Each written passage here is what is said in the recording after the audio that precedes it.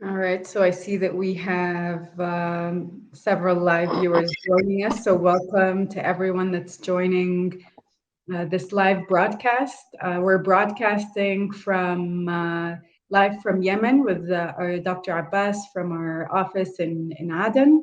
And Dr. Abbas is our program manager in Yemen and soon our regional manager for programs at MedGlobal. I am Dr. Marwa Saleh, a family physician and anthropologist, and currently the Director of Health and Emergency Services at MedGlobal. I am broadcasting from Mexico, my current base. We're very excited to be here and to be able to share some of the work that MedGlobal is doing in Yemen. We particularly wanted to do this first session with our program managers coming from Yemen because of all the stories, the news articles, the reports that we see from Yemen that are very distraughting, that are very difficult to watch with all the images of suffering in health and beyond health. And we'd like to have this session to get a closer look from our field team about the reality of what's happening, give some updates to our viewers and to our supporters about the work that we do, take some questions from the audience, and we'll take it from there. So I'd like to open up first by giving, we'll give some statistics and some overview about the situation in Yemen. Yemen is definitely a country that is witnessing some of the worst humanitarian crises at this time, and that's been ongoing for several years now.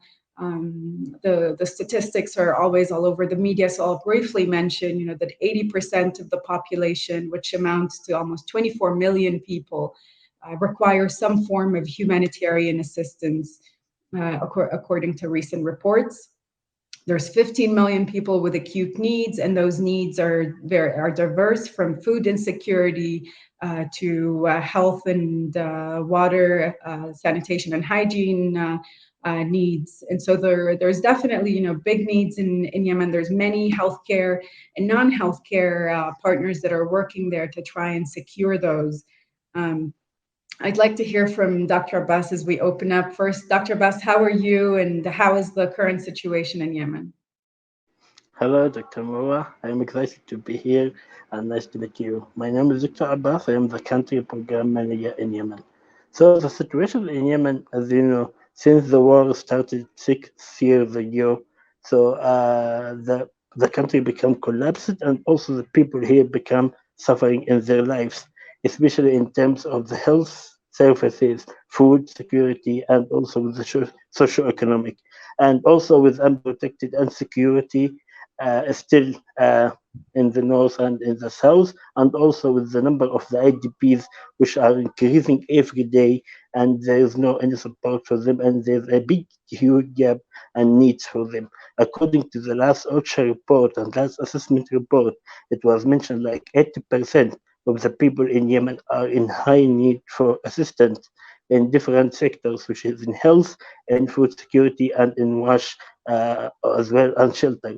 For the health, for the healthcare, actually the health system in Yemen was already weak before the war started for different reasons. Because Yemen is, as you know, is a low development country, and financially the MOH cannot support this health facility and the health system.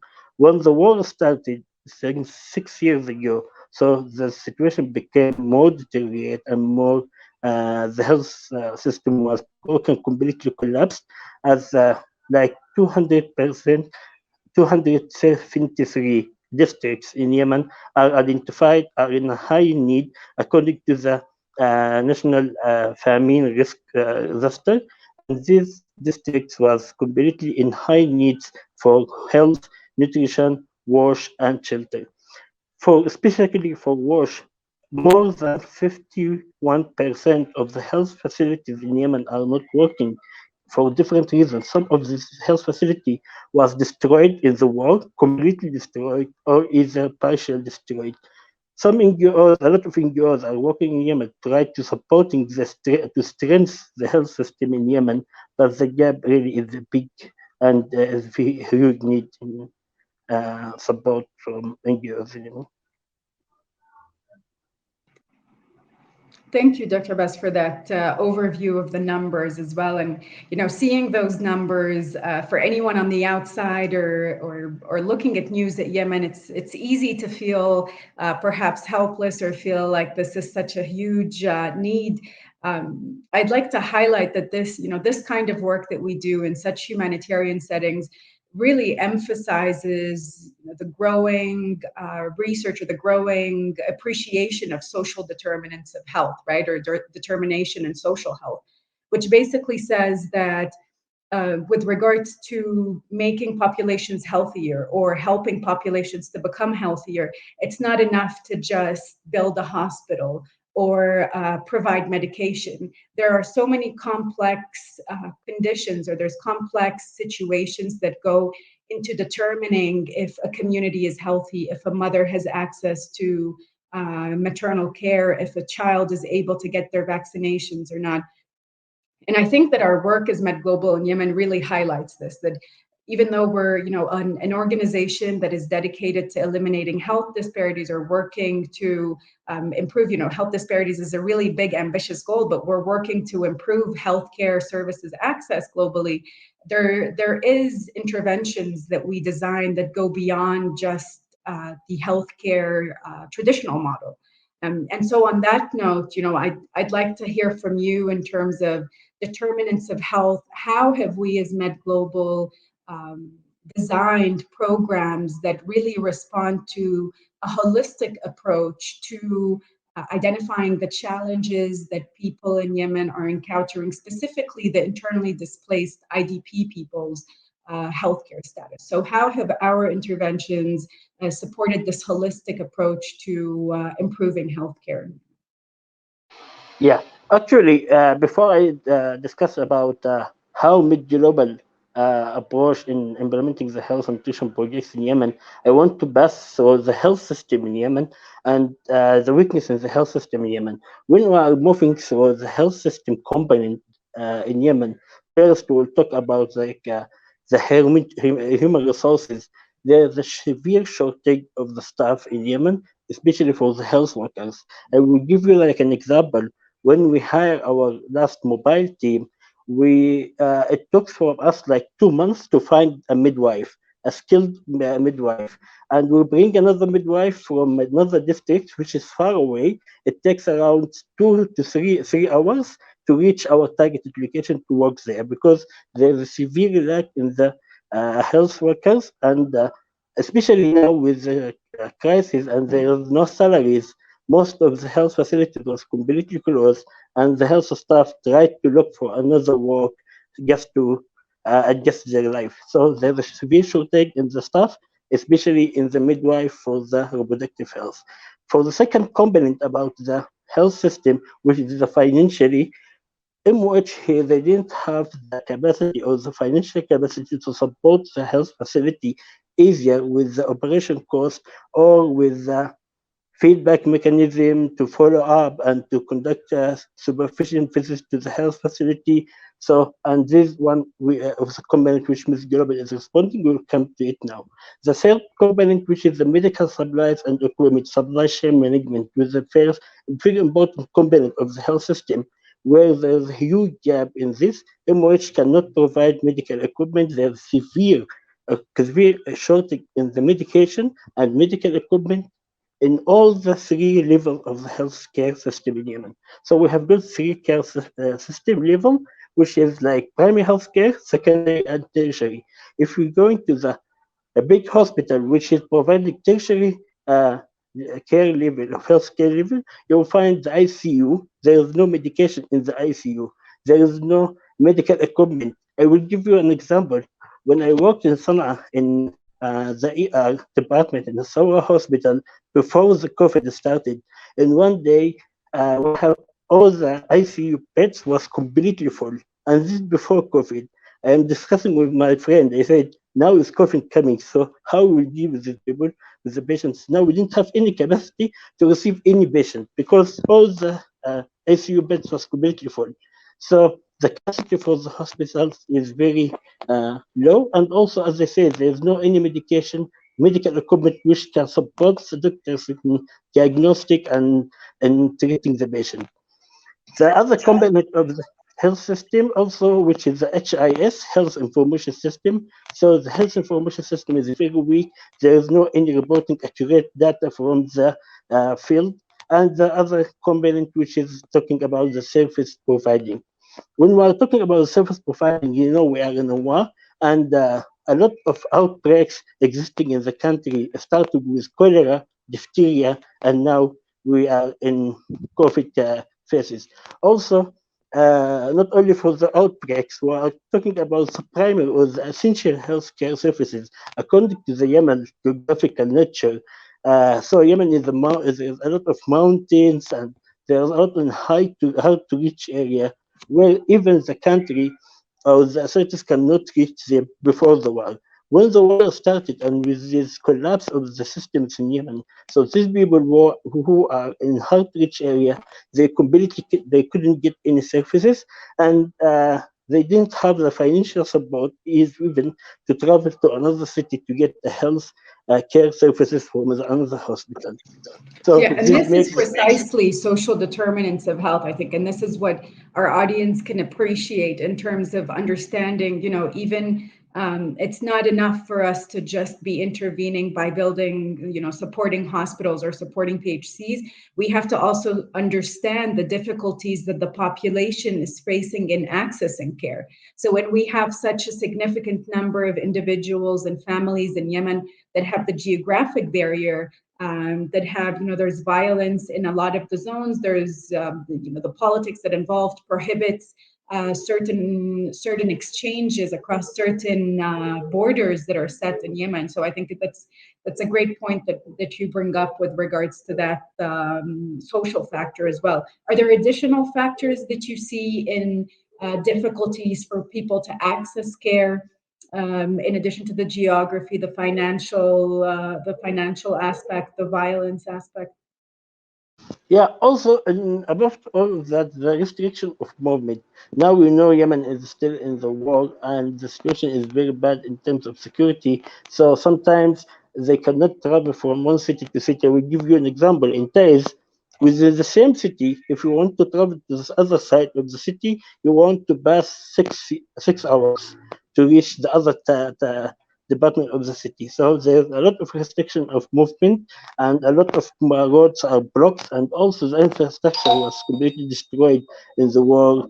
So, and this also put a lot of difficulties to the people to reach the health services. So most of the people who are in the hard to reach area, they prefer to stay there, and because they didn't have even financial support for them for transportation to travel to the health facility to get the services, and also to pay for the services for the healthcare service. Yeah. Yeah, that's a great segue to going back to my original question about, so what are we doing about all of this? I think you laid it down very beautifully in terms of summarizing, that we're working in a system where there's shortage of physicians, of nurses, of midwives, of personnel that are trained. We have a shortage of medications, a shortage of equipment. We have social determinants that make it very difficult, even with a healthcare system or healthcare services that do exist, to get to the people. So how are we working with all of these challenges, and how has your team, with your leadership in the country, been able to defy that? And what are give us some good numbers to be proud of and to be happy of the work that we have been doing despite these conditions? Yeah, actually, in MedGlobal in Yemen, we are providing essential healthcare. We are targeting the three level.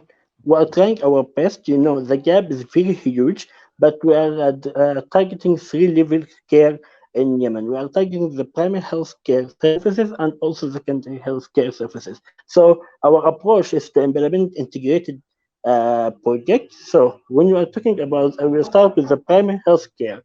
We are supporting mobile teams, three mobile teams in the hard to reach area. When I said hard to reach area, I visited that area, and it is really difficult to reach that area. It needs from you 4x4 truck, and it is a heavy truck, and the road there is very difficult to reach the people, and also it is far away. Like one of our sites, it took from us like 4 hours and a half to reach that site to provide the health service to the people. So In each health facility, we have got zone 2 and zone 3. Zone 2 and Zone 3, it is referring to the distance from the health facility or the nearest health facility to the community. We are providing healthcare in Zone 2 and Zone 3, which is at least need from you 6 hours walking to reach this health facility. So the patient have to walk for 6 hours to reach this health facility, and you can figure out if there's elderly patient or there's any bleeding like a delivery or any complication. It would be difficult for him to move like 6 hours to reach this health facility. Our approach is to support these people in their own sites. We have got our mobile teams, they have got a movement plan, and they are traveling to that area to support to provide the primary health care services in that area. So this area is hosted by IDBs, like 14 camp of IDBs, for big IDBs. These IDBs really like in huge need for any service in terms of health, wash, nutrition, and there's a lot of malnutrition cases there. Like for us, we admitted in 1 month only like more than 75 cases with severe acute malnutrition, and we refer more than 55 cases, which is some with acute, some with complication, and they need to be admitted to the TFC. So our mobile team is Yeah, providing this those are health very service. alarming numbers. I think that's a good point to pause and just really grasp the fact that these are, we're screening thousands of women and children for malnutrition. We have over 75 individuals that we're currently treating for severe or moderate acute malnutrition. Those numbers are very concerning. These are people who would not have had access to nutrition services, to health services, if it weren't for the mobile medical team that was set up in coordination. I'd like to also mention with the health cluster, with the local health authorities that we've worked with, to identify that this was a gap, that there were some urgent pleas to be able to continue and to begin the healthcare work in these areas. And so this is very remarkable, and those numbers are sad, but they're also optimistic, because we were able to reach that number of individuals that needed attention and would have otherwise not received it. Can you share Yeah, with us one of the stories of? I'd like to know, one of the stories of one of these patients, and any success stories we have so far. yeah, actually, especially from our mobile teams, we get a lot of stories because success stories because these people really in high need, and it is I feel glad to we are supporting these people. Like once time they called me, our mobile team we are supporting primary health care, and also we are supporting these people financially to do any referral cases. So in case if there is any complicated delivery or need to be transferred to the hospital to have like a cesarean section. So we are supporting them financially by transportation and also by a burden for the caregiver, because by their own they cannot go to this hospital, which takes from them more than $55 for the trip to the hospital and to pay for the cost for this operation. So one time I get a call at 3 a.m. from the community who was in the IDP camp.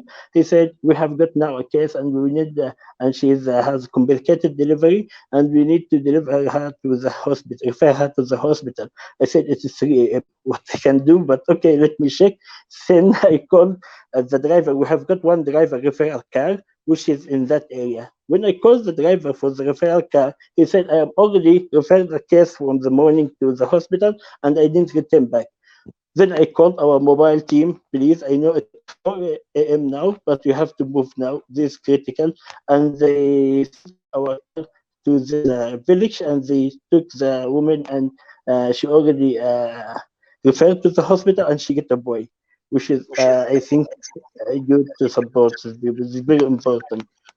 Yeah, congratulations. It seems like we're also, our mobile medical team's ready to be a field hospital, a referral field hospital at this point. That's great. Thank you for sharing that story, Dr. Abass. So if we were to recap again, so MedGlobal's response in in Yemen so far has included, it's a multi-level approach. We've worked at the community level where we recognize that patients cannot access services if they live in areas that are too difficult to go across for geography, for cost, for violence, etc. So we came to them. We created the mobile medical teams, and currently we have 5 mobile medical teams across TAS. And this is an area that's getting an increasing number of IDPs because of violence in other districts and other areas. So this work that we're doing is all the more important right now for us to continue and do. We've also, in addition to this community level response, Dr. Abass and his team have led the implementation of a program where we supported hospitals with equipping them, with essential equipment and medication. So we said, if there are hospitals and there are doctors and there's no equipment, what can be done? And so over the past year and this year, there's been a program that identifies, along with the local health authorities and the health clusters, what are the most essential equipments that are missing. And some of those equipments have included ultrasounds, have included, of course, ICU, ER level medications. Currently, we're looking to lithotripsy machines. We're going department by department, surveying the doctors themselves and asking them, what will it take to be able to have more patients, get better access to care, live longer, healthier lives, despite all these challenges. And I think this is a particularly great program in terms of how we've designed it to link between, not only providing primary health services, but the secondary and tertiary level of health services as well. Another aspect of the work that I'd like you to highlight a little, Dr. Abass, is the KPC, the survey work. So we're also, as you mentioned, data is often missing in these difficult situations, in these complex humanitarian emergencies and crises. What have we been doing to be able to record better, to be able to engage with the community, reflect on what their needs are, and build programs that are consistent with the needs and not just our own, individual assessments? Yeah, exactly. When you are selecting the targeted area, we already get a call, urgent call from health cluster to respond to this agency and to support this IDPs camp, and also from the Minister of Health. We conduct our own MedGlobal assessment, technical assessment for the sites, and also we conduct a KBC to know the actual issue from this context or from these areas, and to design our project accordingly. When we conducted this KBC, it shows for us there is a huge gap in terms of the medical treatment, in terms of like the most of the case number of the diarrhea, they didn't get treatment. Especially we came to the rainy season in the beginning of the year, and a lot of acute watery diarrhea was already recorded, and there's no any treatment for them. Also, in this KBC, we noticed that is the breastfeeding practices is there's a severe lack in breastfeeding practices, which lead to the malnutrition. Also, for the malnutrition, they didn't have like an hygiene promotion. They didn't have a good idea or a good practice on how they have to deal. This all was the finding which we found in that area, and according to that, we designed our project, which also there's a commitment to improve health awareness and health promotion in the community, because it's very, very important. I will return back when you said to support the health facility and the secondary health facility.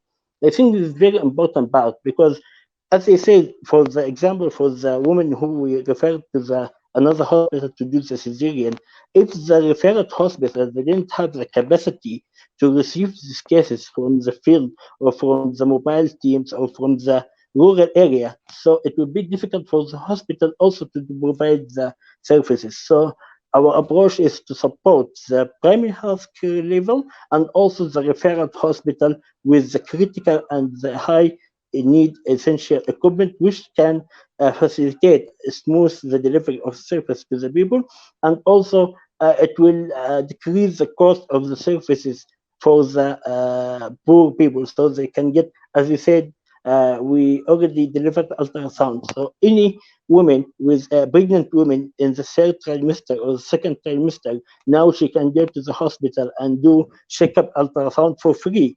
Before they didn't have ultrasound.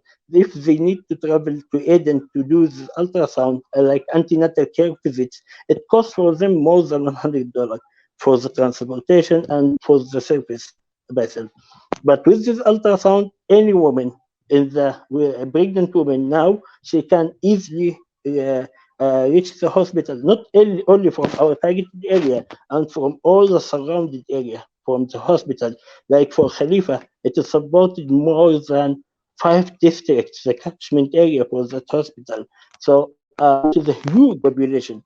So by this device, it can provide antenatal care to most of the pregnant women in that targeted area, which is really very important. Thank you, Dr. Abass. That's a great recap as well. In additions to that, and we're looking forward to continuing our work with the mobile medical teams, with hospital support. I'll also mention that we're doing the training and education is a big component of the work we do in Yemen.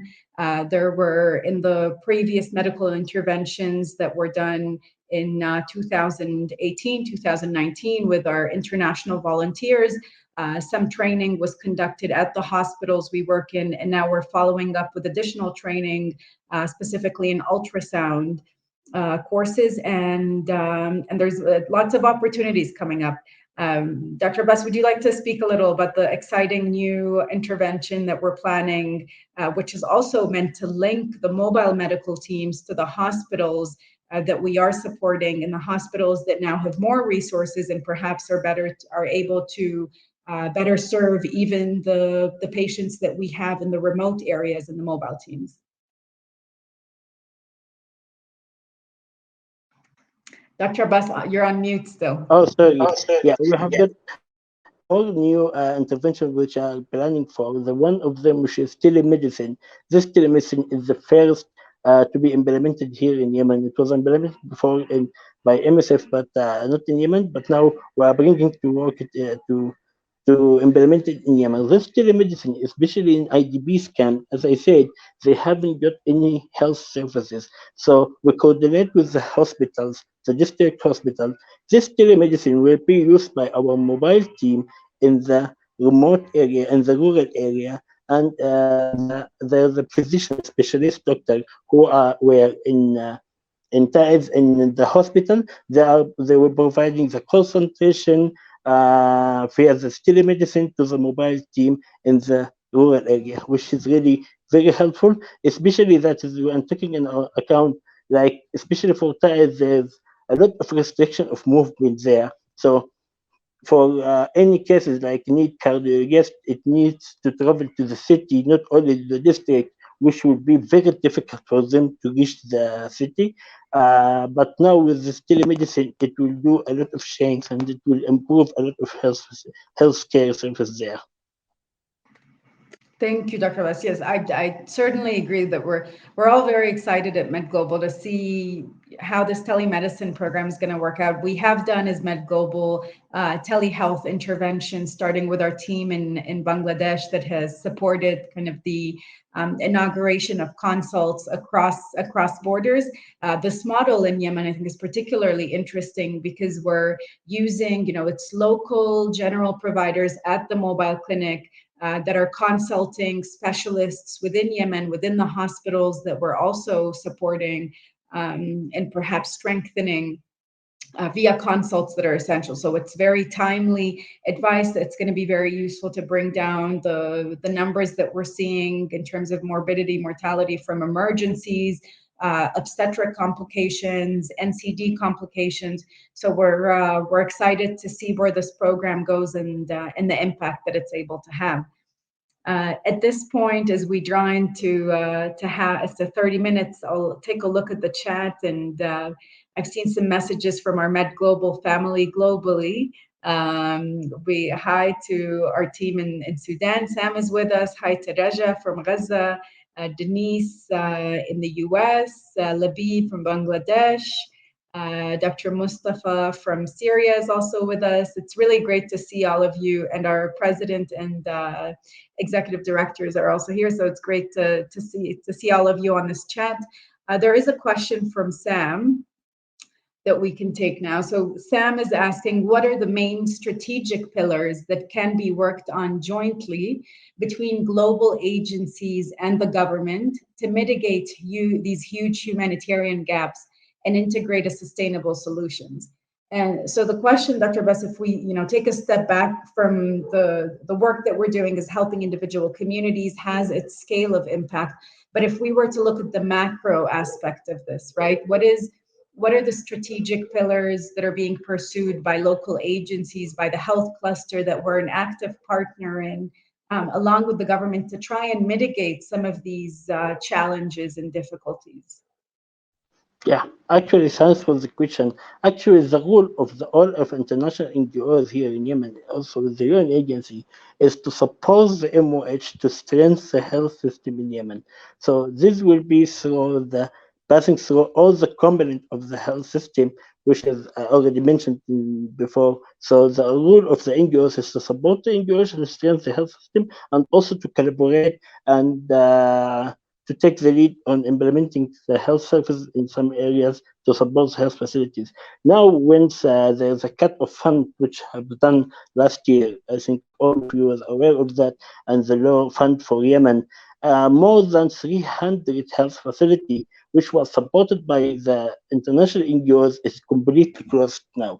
Before, like in all Yemen, I think there's 562 health facility.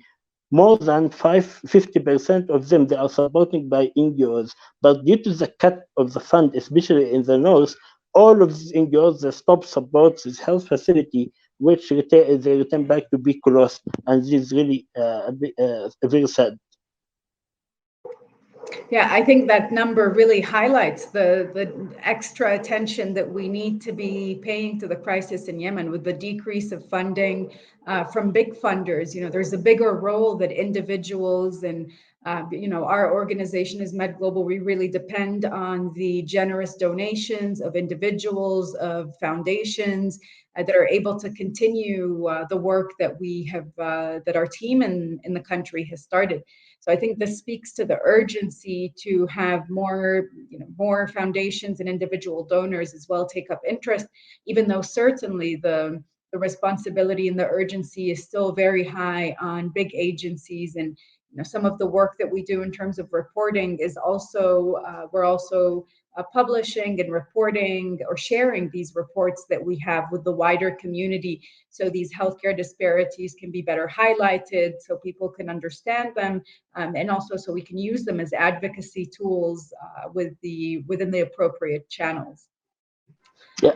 So go ahead. Yeah. I want to add something, especially with the situation now in the cut of funding. Like from my personal experience here in Yemen now, in the current period, most of the NGOs or the like MOH, they are relying on the NGOs who are getting their funding from private sectors, because all, as you said, the UN agencies and the big funds was completely cut from Yemen, and is really very sad. Especially like when we're talking about Yemen humanitarian response funds, it's only like 9 million USD, which is not enough at all to provide the health service or to support the health care in our health system in all Yemen. So this cut of fund lead most of the NGOs to be supported only or rely on the private funds which came from another part. Yeah.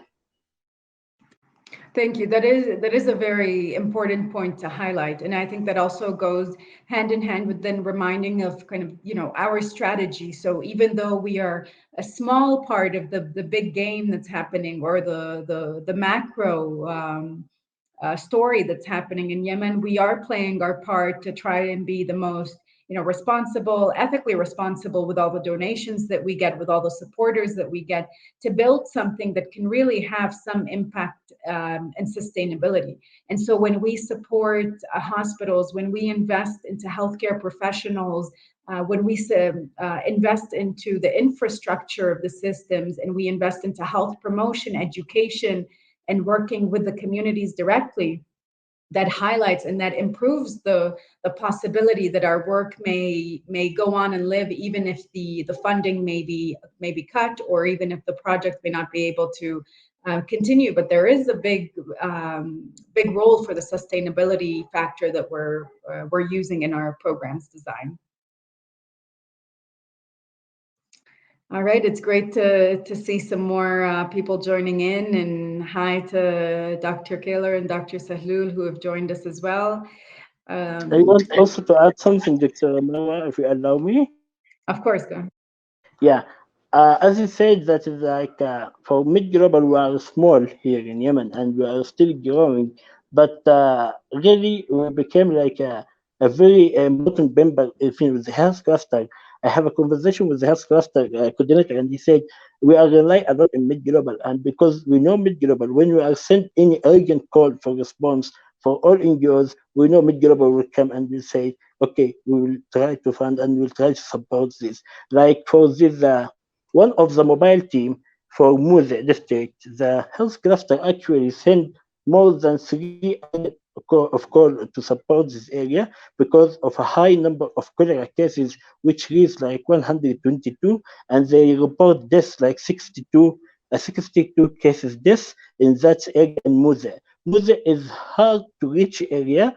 There is no any NGO supporting that district. So the health cluster sent 3 times like an urgent call for support. I talked with the health cluster, what's the issue, what we can do. So we agreed that we will add one mobile team to support these people there and also to provide them with hygiene kits and water sanitation. So the health cluster is really appreciated that MedGlobal is already always supporting and always responding to the urgent needs. And we are still small, but what we are doing in the field is really a great because there is a huge need for that. Especially now, we are planning to have an oxygen generator, which will be in a turba, and this one of the turba is in high need for this oxygen station. For Taiz, which is a high total population there, populated in Taiz, they haven't got any source of oxygen to receive oxygen material. So they have to send a truck to Aden, which took from them 8 hours to get an oxygen, and they have to pay for the oxygen. Now we are planning to implement oxygen station in Toba district, which will serve more than 400,000 people, which are the catchment population in that hospital. As I told you, for Khalifa Hospital, the catchment area is 5 districts, and these districts was completely full of IDPs from Hodeidah, from Lahij, from Aden, because ties in near to all of this governorate. Yeah. Thank you. Those are really fantastic examples, which tie back to how we opened and introduced the session. Now that we're working in a situation where the complexity of the situation is beyond beyond imagining, and yet we have to deliver healthcare services there. And to be able to do that, we have to do this holistic approach of doing WASH, of doing nutrition. And this goes back to then saying that even though MedGlobal is a small organization, the benefits that come with that is that we're a small, close-knit family where if there's an emergency in Yemen, we have our meetings, we talk about what can we do. We're flexible enough as a young organization where we're able to change and deviate our priorities based on what is the reality of the situation. And I think, this speaks heavily to some of the humanitarian, not controversies, but debates or the humanitarian discussions that are ongoing in terms of how do we create systems in humanitarian organizations that are capable of delivering to the populations that they serve rather than delivering to agendas that they may have. And I think that this is something that we really try go over and beyond to demonstrate as MedGlobal in all our countries, is that we try to form our agenda for intervention based on the local needs. We're constantly in communication with the health clusters, particularly to design our interventions, but we're also receiving input from different clusters, from the community itself. At this point, we're generating our own reports that are, as you mentioned, creating the needs within which the clusters are then working and mobilizing and requesting additional support. So this is all very nicely tied together in terms of the work that we're doing. I really appreciate your efforts, Dr. Abass, in working day and night. I'll mention that Dr. Abass is one of our staff that I don't know when he rests or relaxes. I'm working at 9 p.m. and it's probably 3 a.m. or 4 a.m. in Yemen, and I'm still getting work messages from him. So I'm not. Please do take care of your health. And this is, we'll take this opportunity to. I know we have members from our team in different countries joining.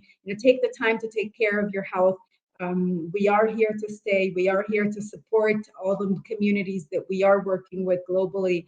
And for that, we have to take care of our own, of ourselves, of each other. And that's an important message as well that I'll like to loop in. So we're getting close to our closing time. I'd like to take if there's any final questions that the audience would like to put in before we close. Otherwise, Dr. Abass, some closing messages with some optimism, perhaps. How do you see the current situation changing in the next few months? How do you feel about the work that we are providing? Are you optimistic about the change that we can have in the communities that we are working with and any final comments for us? Yes, thank you, Dr. Marwa. I think a big change will be happening because we are focusing a lot on the quality of services which we are providing. We are not only responding to any urgent call and just distribute or just implement project. We are focusing a lot on the issue and on the quality to provide high quality services for those people in need, especially when talking about malnutrition. Malnutrition can be treated not only by the therapeutic feeding program, but also by the health awareness community engagement of the community in the treatment of the acute malnutrition or malnutrition. So how they have, what's the diet, the deal, meal, breastfeeding, exclusive breastfeeding, the health methods which can be delivered to the community. I think this is also like a type of treatment which is very important to treat the issue, not treat the disease only.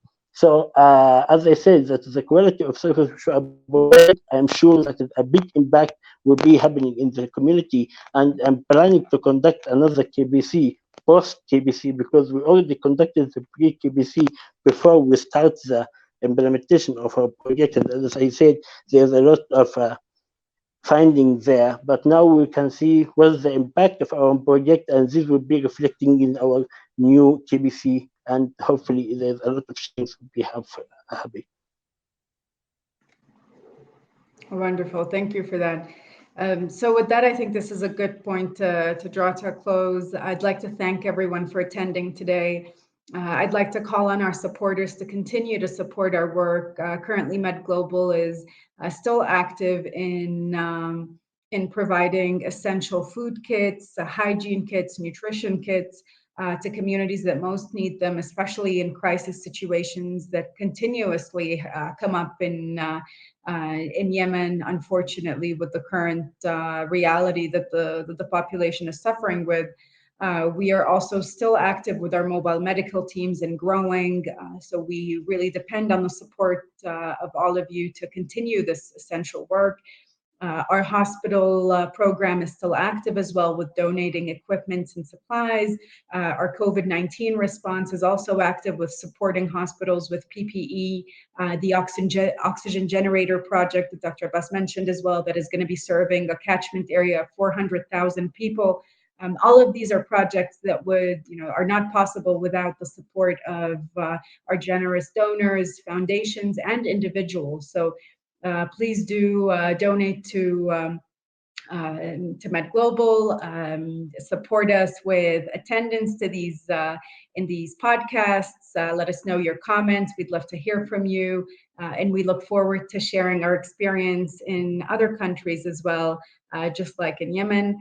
It was a pleasure to have you in this podcast today, or in this live stream today, Dr. Abass, and it was great to hear about all the work that's being done and the optimism, that can be brought on by such small programs that have a big impact.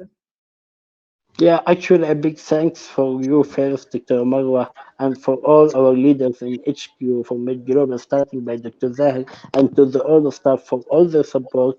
They all for all the concern about Yemen people and about the health service to be providing in high quality and responding to the people in needs really is very appreciated. And this is one of the things which I like to when I work with MedGlobal, the focusing of the HQ team on to deliver a good service to the people, and the support which we are getting from you and from Dr. Zahra and all the HQ team is really appreciated. Also, thanks a lot to our donors. This on behalf of Yemeni people who we already support them before, and we are looking more for your support because, as I said, we are trying to do our best, but the gap is very huge and very big. So, yeah, thank you. Thank you so much. And thank you for all our teams across the world that are really working in some of the most difficult situations that people see on TV and don't necessarily grasp the reality of. We get messages day and night sometimes of the emergencies that are happening, whether in Yemen and Gaza, Syria. Bangladesh, we've had multiple flood responses within the last month as well that had been started acutely. And so this work is highly demanding, and the most difficult work lies on the shoulders of our field teams. So we're really very grateful to have leaders like Dr. Abbas in countries like Yemen that are able to continue this message of hope and humanitarian work that really belongs to the community, is owned by the community, and hopefully will be continued by the communities.